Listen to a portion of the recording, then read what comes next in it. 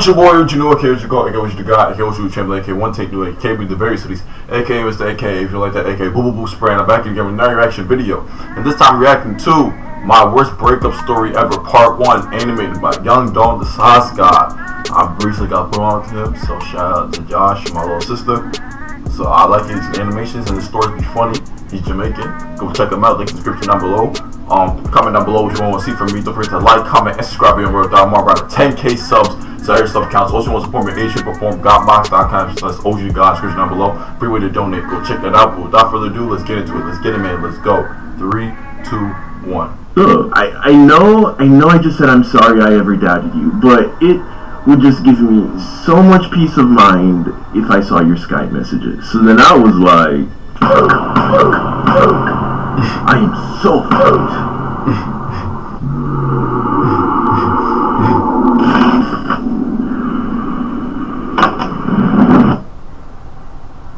I'd like to thank today's sponsors, the mobile app, War Robots. A 6v6 strategic multiplayer game where you get to choose the robot that best matches your style of gameplay, where your goal is to either destroy all the robots on the opposite team, or you capture all the beacons/flags. This game has amazing HD graphics and has been downloaded over 90 million times. That's 30 million new people since they last sponsored me about a month ago. It's always been updated with new robots, mods, and maps. So use my link in the description down below and download the game today, which is the best way to support my channel. And also you get an exclusive starter pack with one bull robot, which is known in the game for having a ton of health, which makes it very hard to kill, with an exclusive skin pack as well as a full set of weapons, 100 gold and 400,000 silver. I am super grateful to War Robots. They've been sponsoring me for some time now, and has really helped me to grow my business. So do me a favor and go ahead and try out the game. If you like mobile games, there's a good chance you like this one too. Click that link. 90 million. Give him his coins. Give him his coins. You remember high school relationships? That was terrible. I mean, it was a great experience. Zero regrets. Had a lot of fun, learned a lot of lessons, but for sure show. But I mean, how could it not be? I mean, grown middle-aged adults struggle to maintain healthy relationships.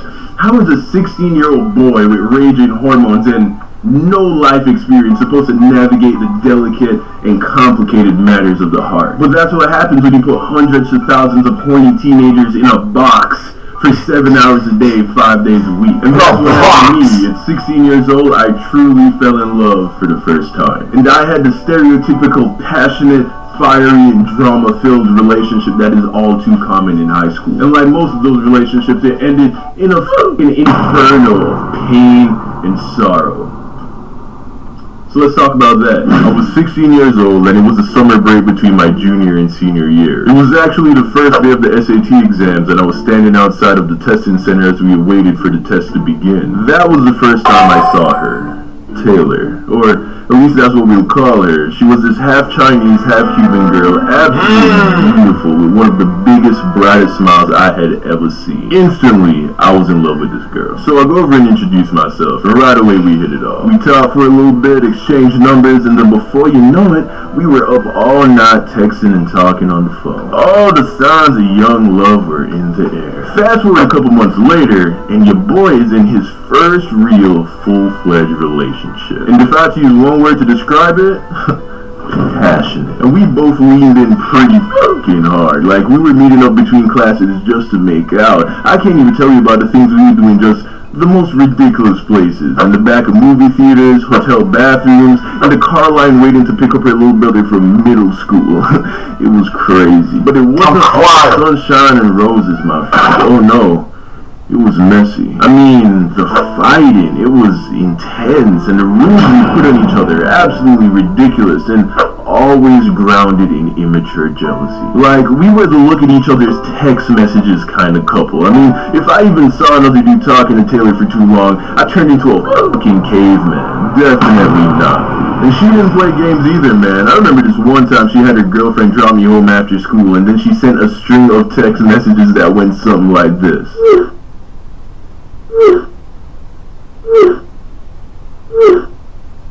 Oh my god.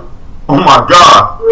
Oh my god. But we really did love each other. I believe that. And although it was a roller coaster and the lows, The lows were low, the highs were very high. But eventually, like all roller coasters must do, it came to an abrupt end. So one day, close to the end of senior year, Taylor was dropping me home after school when she turned to me and said, "Hey, let me see your phone." Now, by this time, this was a routine procedure, so I gladly handed her my phone because I thought I had nothing to hide. So she starts going through my phone, and first she goes to the text messages. So I'm like, "See, babe, you know I'm good to you." And then she's like, "Let me see your Facebook messages." So I showed her my Facebook messages. So I'm sitting there and I'm like, "Come on, babe, you know I'm not talking to any other girls." So then she's like, I know, I just want to make sure. Here, let me see your WhatsApp messages." So then I show her those, and then I'm like, "Okay, are you satisfied now? I mean, there are literally no more things to check." So finally she's like, "Okay, yes,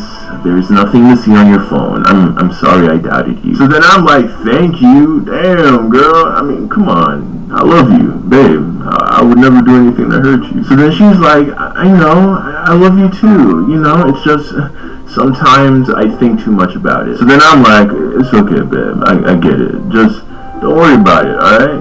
Text me when you get home, okay? I'll see you tomorrow." And then right as I'm opening the door, she says, "Hey, you use Skype, right?" So then I'm like, yeah, what's up? I know I just said I'm sorry I ever doubted you, but it would just give me so much peace of mind if I saw your Skype messages." So then I was like, I am so fucked.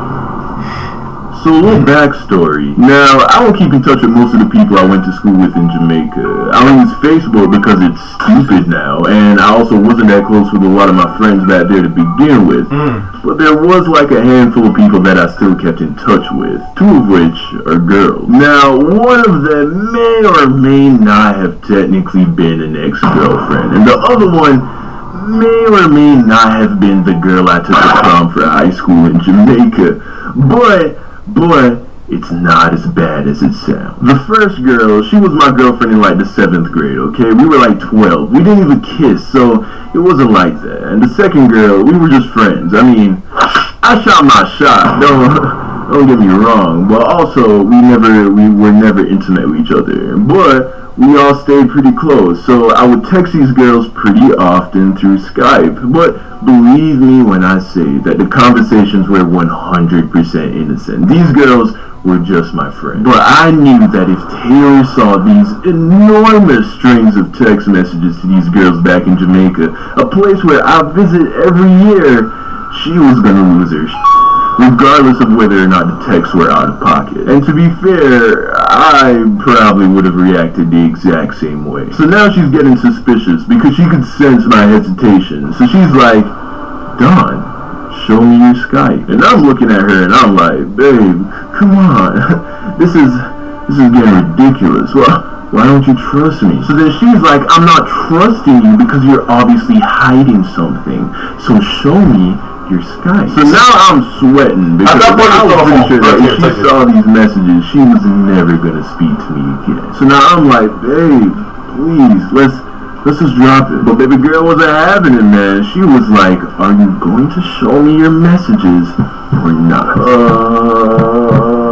Well, no. She was like, "Excuse me?" So then I was like, I said, "I don't show them Skype." So then she was like, "Don, if you don't show me your Skype messages right now, I am breaking up with you." So there I was, cornered with nowhere left to turn. I unlocked my phone, pull up my Skype inbox, and I handed her the phone. So she takes the phone, looks at the messages, and I'm like, yeah, this relationship is over. Because there was no way she was going to let this slide. So in a final effort to save my relationship, I was like, "Babe, it's not what you think it is. These are my friends. I wasn't trying to hide anything from you, but I know how you feel about this. I promise I'm not up to anything. Just read the text, see for yourself." But she just sat there in silence, furious. Eventually she turns to me and then she says, "Let's find out what happens next time because I didn't have enough time to animate the rest of the story. But, spoiler alert, I will tell you, this isn't why we broke up. Oh no, the show is just getting started. It gets really bad from here." lost in the sauce.